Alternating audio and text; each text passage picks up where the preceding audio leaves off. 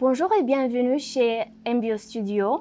Dans cette vidéo, on va parler de la situation actuelle des salons de beauté pendant la pandémie et des mesures de sécurité qui sont prises dans les salons de beauté. Avec nous aujourd'hui, on a une invitée spéciale. Il s'agit de Marina Rod, formatrice angulaire Slovianka Nail Trends France et fondatrice de l'Institut Maison de Beauté Muse. Bienvenue Marina et merci beaucoup d'avoir accepté notre invitation. Merci pour votre accueil. D'accord, donc j'ai préparé quelques questions pour vous. Est-ce que vous pouvez nous dire en quelques mots l'histoire de la Maison de Beauté Muse et de la marque Slovianka Nail Trends France? Alors, l'Institut de Beauté Muse, je l'ai créé il y a 15 ans en France. Je suis dans le nord de la France et je voulais que l'esthétique soit accessible à toutes les femmes et qu'elles puissent se représenter un petit peu à travers moi. Je voulais leur montrer ce que c'est que la féminité, que ce n'est pas parce qu'on est une femme que c'est pas parce qu'on est une mère de famille, qu'on est une épouse, qu'on ne peut pas être une femme, qu'on doit continuer à s'entretenir. Voilà, donc c'est un petit peu la politique de l'Institut de Beauté Muse. D'accord. Concernant Slovianka, eh bien Slovianka est arrivée en France fin septembre 2019. C'est une marque à l'origine qui est polonaise. Oui. En France, nous avons eu en début septembre les championnats de la beauté. Et il faut savoir que Slovianka a remporté 37 médailles sur 45. Félicitations. Ce qui a permis aux stylistes angulaires de très vite s'intéresser à Slovianka en fait. Donc à Slovianka France, nous sommes une trentaine de personnes. Nous sommes des formatrices et des ambassadrices. Nous sommes toutes passionnées par notre métier. Nous sommes investies et nous aimons nous perfectionner, continuer à vraiment nous former et en même temps former les autres évidemment. Et notre but, en fait, c'est d'avoir un niveau équivalent à nos consoeurs des pays de l'Est, tout en leur apportant le petit luxe à la française. D'accord. Et donc, je dois vous dire que j'admire beaucoup l'activité de Slovianka Nail Trends France. Je sais que c'est une marque reconnue dans plusieurs pays. Voilà. Et voilà, donc, félicitations pour toute votre activité. Est-ce qu'on peut parler un petit peu de l'impact de la pandémie sur les salons de beauté en général en France? Alors, il faut savoir qu'en France, on a considéré que notre activité était non essentielle et donc on nous a demandé de fermer du jour au lendemain. On nous a demandé le samedi de fermer pour le lundi. Hein. Donc, pendant tout ce temps-là, ça a duré quand même presque 2 mois la première fois, du 16 mars au 11 mai. Pendant ce temps-là, on n'est pas resté inactive. On a vraiment pris les choses au sérieux. On a continué à s'entraîner parce qu'on en a besoin, donc pour notre perfectionnement personnel. On s'est entraîné, mais on a aussi préparé notre réouverture pour pouvoir accueillir nos clients dans les meilleures conditions. On a respecté toutes les normes d'hygiène, de distanciation. Vraiment, on a passé ces 2 mois à faire ça. D'accord. Et en parlant des clients, est-ce que vous pensez que à cause de la pandémie, les clients sont plus préoccupés de la sécurité? Est-ce qu'ils vous demandent, par exemple, quelles sont les mesures de sécurité que vous prenez dans le salon? Oui, elles nous le demandent, mais il faut savoir aussi que, à titre personnel, mais beaucoup de prothésistes angulaires ou d'esthéticiennes l'ont fait, on a pris les devants. On a beaucoup communiqué via les réseaux sociaux. Dans nos instituts, il y a les protocoles qui sont affichés sur les portes, qui sont affichés sur les murs. Donc nos clientes savent. On est toujours à l'écoute. On a gardé un lien avec elles. Elles nous appellent pour savoir ce qu'il en est, pour savoir ce qu'on a mis en place. Donc tout ce qui a été fait, on le communique. D'accord.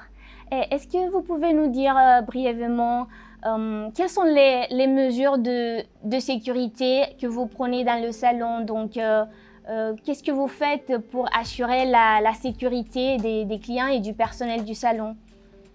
Alors, déjà, on ne les reçoit plus qu'une par une. Elles doivent vraiment venir seules, sans enfants, sans amis. Oui. On essaye vraiment de limiter, de garder de la distanciation. On a mis aussi des sens de circulation. On rentre par une porte, on sort par une autre. On a renforcé tout ce qui était nettoyage, désinfection, stérilisation. On n'utilise vraiment que de l'unique, que de l'usage unique. Vraiment, tout ça, ça a été vraiment repensé. D'accord. Et j'aimerais aussi vous demander si, par exemple, pendant les cours de manucure que vous enseignez, est-ce que vous parlez aux stagiaires des étapes de désinfection et de stérilisation des instruments? Ah oui, alors à tous les cours, il n'y a pas que de la pratique, il y a d'abord de la théorie. On aborde tout ce qui est l'ongle dans son entité, les maladies, les contre-indications, mais on apporte aussi tout ce qui est sur l'hygiène de la peau, de l'ongle, mais aussi des locaux, de tout ce qui accueille, et puis du matériel et de son entretien. Oui, oui, aucune élève, chez moi et chez toutes les prothésistes ongulaires de chez Slovenka, ne font une formation que pratique. Il y a toujours une partie de théorie, et toutes les élèves travaillent sur du matériel qui est nettoyé et stérilisé avant. D'accord. Est-ce qu'il y a des normes en France d'hygiène en général établies par le ministère de Solidarité et de la Santé? Alors non, ça c'est un de nos gros soucis, c'est un de nos grands points noirs. En France, on peut ouvrir un institut sans aucune norme, rien du tout, rien ne nous est exigé, que ce soit en salon de beauté, que ce soit en prothésiste, que ce soit les coiffeurs, les barbiers, il n'y a aucune obligation. Il y a quelques métiers qui sont réglementés où on va leur demander d'avoir une formation hygiène, salubrité, par exemple pour le tatouage permanent. Mais une prothésiste n'a aucune obligation. Dans les pays de l'Est, vous n'ouvrez pas si vous n'avez pas un autoclave. Chez nous, on peut ouvrir. C'est une de nos failles, en fait. Hein. Voilà. On espère que les choses vont changer, mais pour l'instant, ça ne l'est pas. Par contre, chez Slovenka, on s'équipe toutes pratiquement les unes après les autres. D'accord, je comprends. Et vous avez choisi l'autoclave MBio pour votre salon de beauté, n'est-ce pas? Et donc, est-ce que vous pouvez nous dire pourquoi vous avez choisi MBio et pas une autre marque? Alors, MBio, il est déjà reconnu dans le milieu médical pour la qualité de son matériel, pour son sérieux, son efficacité et sa réactivité, que ce soit avant l'achat, mais après l'achat, parce qu'il faut savoir que chez MBio, il y a quand même un SAV très performant. Donc voilà, en plus, on a la chance, nous, de continuer, de pouvoir nous former en Pologne. Et en Pologne, quand on y va, on essaye le matériel. Donc j'ai eu la chance de pouvoir essayer ce matériel auprès de mes collègues polonaises. Donc vraiment, c'était bien. Et en plus, MBio nous permet à nous, esthéticiennes, d'avoir un autoclave adapté. C'est-à-dire que d'abord, il allie l'esthétique, c'est quand même notre base de notre métier. Il est efficace et il est rapide. Donc ça c'est vraiment ce que je recherchais. C'est pour ça que Slovenka a choisi MBio. D'accord, donc merci beaucoup pour cela. Vous savez, on a créé la carte MBio des salons sûrs, la carte MBio Safe qu'on appelle, parce qu'effectivement, on a voulu reconnaître les salons qui ont investi pour acheter un équipement comme ça, pour garantir la sécurité des clients dans leur salon. Et donc, j'aimerais savoir quelle est votre opinion sur cette initiative, quelle est votre opinion sur la carte et si votre salon apparaît sur la carte en fait. Alors oui, mon salon apparaît sur la carte, ainsi que toutes mes collègues Slovenka France qui sont équipées d'autoclaves. Elles sont toutes inscrites. Moi, je trouve que ça fait partie d'une charte qualitative de nos instituts. Ça va vraiment permettre aux clientes, à tous les extérieurs, de voir qu'on est des lieux sécurisés et reconnus comme tels. Oui, oui. D'accord. Oui, et donc dernièrement, j'aimerais vous demander si vous avez des conseils pour les clients qui sont sceptiques d'aller au salon parce qu'ils pensent que peut-être ils ne sont pas en sécurité dans les salons.